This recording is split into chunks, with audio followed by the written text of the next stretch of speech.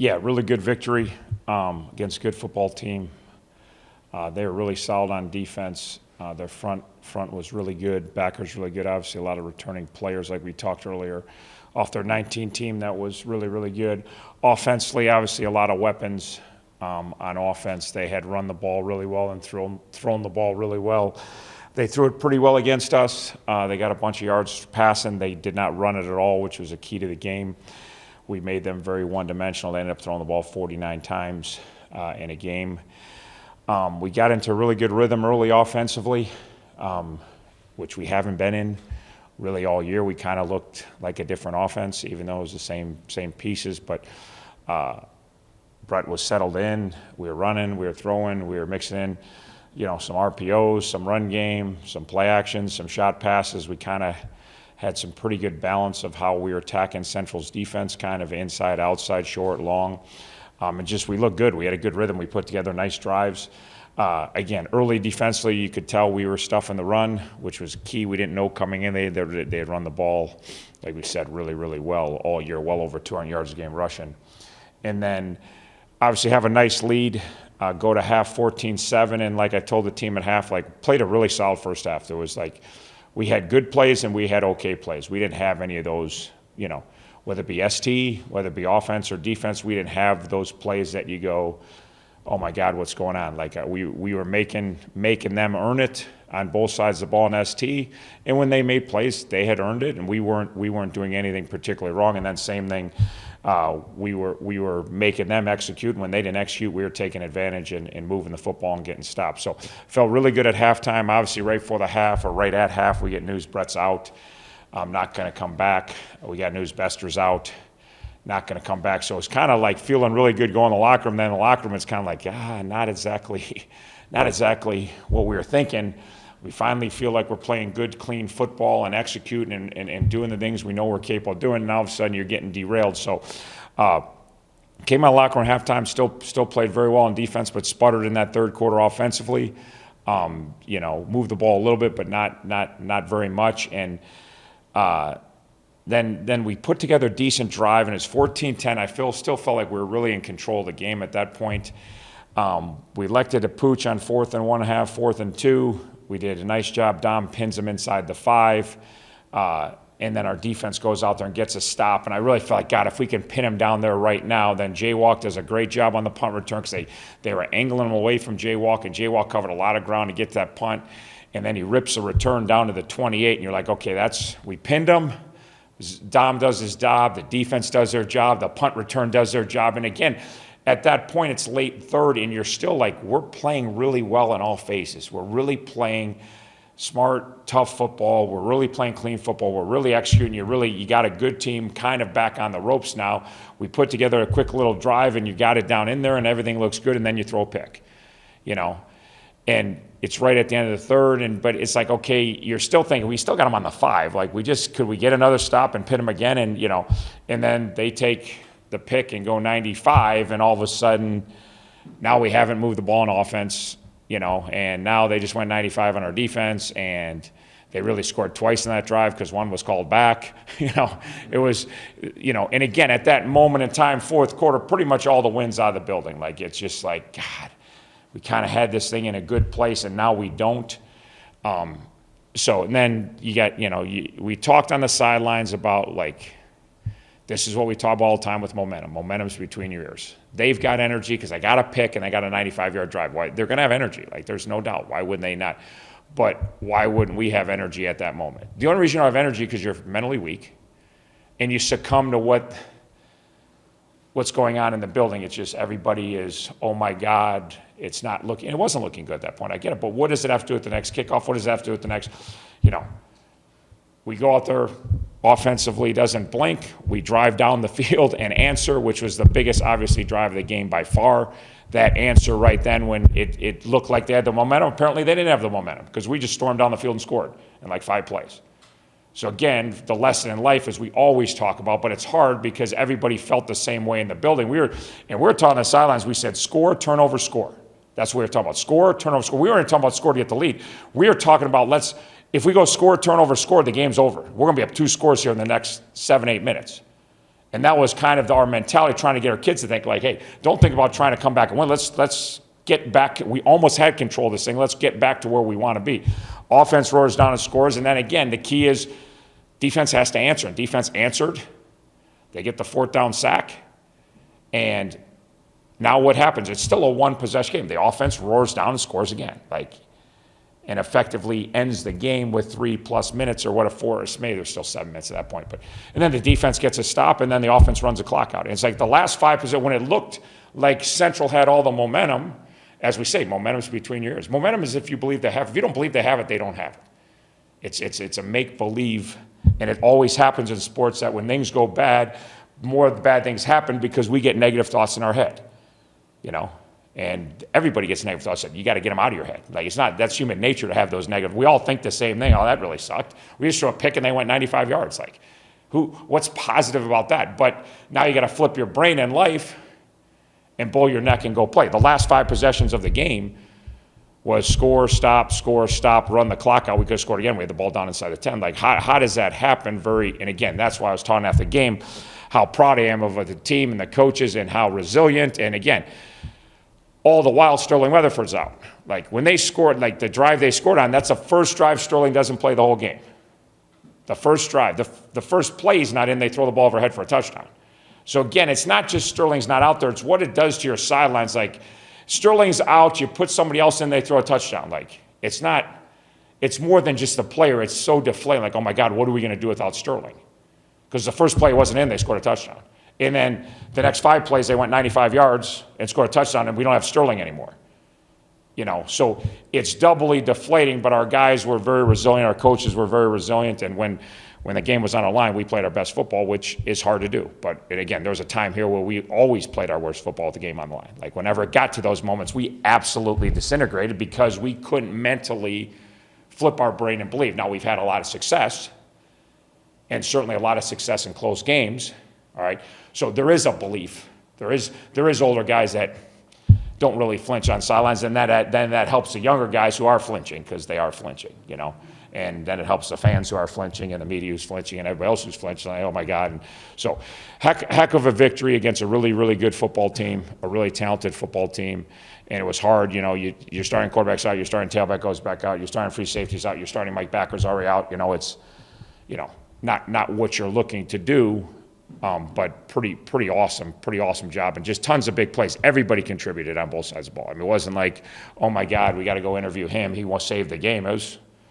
It was a lot of bodies, and they made play. Not just played and held the fort, they made plays, broke up passes, made tackles. Everybody on our defense made a tackle. Everybody made a play. No one was just out there hanging out. Everybody, and offensively, so many different people touched the ball. You play 2 quarterbacks. Brett has an amazing first half and looks finally healthy and in sync and in rhythm, and looks like we know Brett can look, and then AJ comes in and has a really amazing second half. So, even that alone, the amount of contributions we got from people was tremendous. And again, we talk about our depth all the time, and we talk about we're not better than anybody in this league, but we're as good. And our depth at times gives us advantages that, when your backup quarterback can come in and lead you down the field for the decisive score and then the next score, and then you got backups coming in all over the field, and we're already playing. But, Mick Woods out. Cam Rogers hadn't played in 3 weeks. Cam Rogers is our third backer. Cam Rogers would be starting.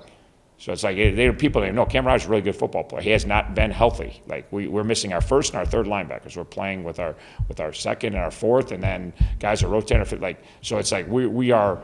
And again, we don't have a ton, but it's our senior 6-year kids are the ones that aren't playing in key moments, and our depth is showing through that guys can come in and help us and contribute in a positive way. So. All right, questions?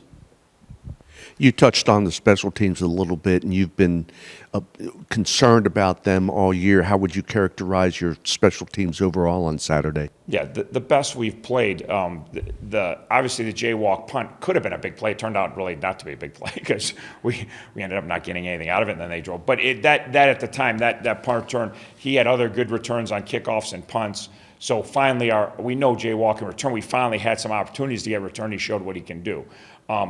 One of the big unsung heroes of the game is Dom Zobin, because Pimbleton is sitting back there, and he can score every time he touches a ball. I mean, and punt return's not the easiest way to score, but if he can make the first guy miss, he's probably going to be in the end zone. He is as electric. Him and the Hall kid are probably the two most electric players in this league. I'm sure there's other ones, but those are two that we play against every year that are just, every time they touch it, and every week they typically break something very long for a touchdown. And we averaged 42 yards a punt, and every one was fair caught. And again, it's like, we don't want the 56-yarder that Pimbleton can run back there and catch and have all that space. You know, every single punt he fair caught, which that neutralized a huge weapon. And he wasn't hitting him 35, 30 yards. We were actually getting, you know, I would have taken 38, no return with that kid, you know, so that was huge neutralizing him. Our coverage teams are solid. We kicked 3 touchbacks again. You know, we made our extra points. We didn't have any field goal opportunities. We could have kicked one at the end. With the time remaining, to me, the only way we lose the game is a block field goal or a kickoff return. Even if you make the field goal, you're only up 2 scores, and they need a really quick score. So I eliminate the block field goal and the kickoff team. They still need 2 scores. Yeah, 2 scores can beat me, but I know they're pinned. I'm still up 2 scores. If they kick off 1, they could house it. 2, they could get good field position.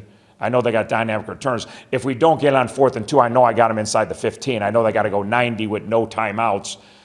We're going to sit back and drop everybody and make them throw the ball in front of us and hopefully run. So I eliminate a block field goal, scoop and score, which, again, it would have taken a catastrophe at that point to lose it, and I was eliminating in my head. And then the nice thing, our offense gets a first down. You don't have to worry about it. You take a knee. So that was really our only chance, and it wasn't like we don't think he can make a short field. It's just, but he made all those extra points at touchback. So it was by far, as you've seen, it's by far our best game. We've been okay, but we've had, whether it be a bad kickoff coverage or a block punt, we've had some plays that really, really hurt us in close games. So we had no negative plays, and then we had some really nice positives with our punting, and then with Jay Walk on his returning. Hippenhammer had a pretty good game the other day. How much has it been a process getting him settled in, and doesn't he give the offense, you know, another good player on the other side, help it out quite a bit? Yeah, it's nice with Hip and Jack and Jalen. You got 3 guys that you really know are all weapons and all have made plays. Hip hasn't been here as long. Hip was more product because yes, like you said, his consistency of running our offense is still coming along, and then our consistency on our offense, and he's part of that. Like, we were in sync, we were in rhythm, and we got 25 first downs, all of a sudden everybody got more touches. Like, a lot of people caught balls, but his consistency, and it's everybody on offense looking for that consistency down in, down out, and he's getting it, and then the offense get it. So he's a weapon. He can make plays. He's a really good route runner. He's sneaky quick like Jack. He can get behind people. He make contested catches. He can run intermediate routes. So it's hard to find good route runners. We've got 3 really good route runners in Hip and Jack and Jalen that all kind of really know how to run routes and do a nice job. They're just sticking with the plan and not trying to do too much at times and not trying to stray away from the plan and make sure you know everything. Like, he had one illegal motion again, just being locked in a key situation. We had the ball down there, and we don't want to go backwards 5 yards. But he's very older player, but very young within our system and growing, and still got a huge upside. Bester, Gabbert, Sterling, Homer, what are their statuses for this week? They're listed as starters on the depth chart. Yeah. So again, still to tell. We'll be able to tell more tomorrow. I think some of them will play and some of them will be closer to game time, but we're still getting every doctor result and then seeing how they bounce back, seeing, how they felt yesterday. Today will be a big day, tomorrow will be a big day, and if they bounce back quickly, then you'll have a better chance. So we'll know later in the week. Coach, what can you tell us about Eastern?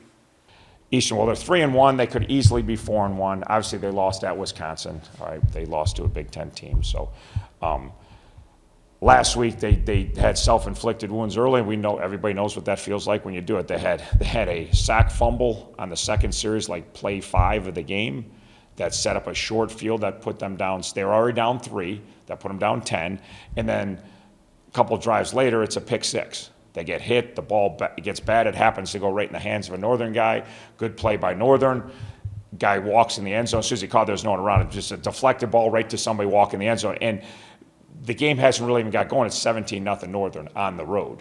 All right. From that point on, Eastern had the best of it by a pretty wide margin. It was a 7-point game, whatever, they outscored them 20-10 or whatever the rest of the way. So they had the vast majority of the yardage and first downs and time of possession. Northern's defense is very good, and they're very active and very aggressive, and they made a couple big plays early and caused 2 key turnovers that led to 14 points. And when you lose by 7 and you hand them 14 on turnovers, you're sitting there saying, hey, if we just don't turn the ball over, we outplayed them and win the game. So they could be sitting at 4-1 and really rolling with just a loss to a Big Ten team. So offensively, they're really balanced. They do a really good job. They scan all the time. They look for run looks. When they get run looks, they run the ball really effectively. They got a lot of different runs, just like Central, but they really pick apart your defense with their scanning and see, you know, when they get the box look they like, they run the ball. When they get the pass look they like, they throw the ball, all right? Then they mix in their RPOs. They're a really good RPO team, and then when they run their RPOs, they don't have to scan. They just know that if it's a run, we're giving it out, and if it's a pass, we're throwing it out. So they're very efficient offense. They're one of the most balanced teams in this league when it comes to effectively running and throwing the ball, much like a Central. Defensively, they've been really good on defense since even back we played them at 18. They were really good on defense, and they fly around. They play north and south. They're very aggressive. They've always been a very good tackling team. They've always been really fundamentally sound. Their defense got the short end of the stick last week because, again, 7 points they weren't even on the field for, and another 7 was set up by a short field where they got put their backs against a wall. So they're sitting, 17 points on the board. They've really only given up 3. So they've always been good on defense. They're athletic. They're aggressive. Like I said, they've been good. Like we played back at 18, they were as good a defense as there was in the league the last time we played them. Everybody good? Coach, appreciate it. Thanks.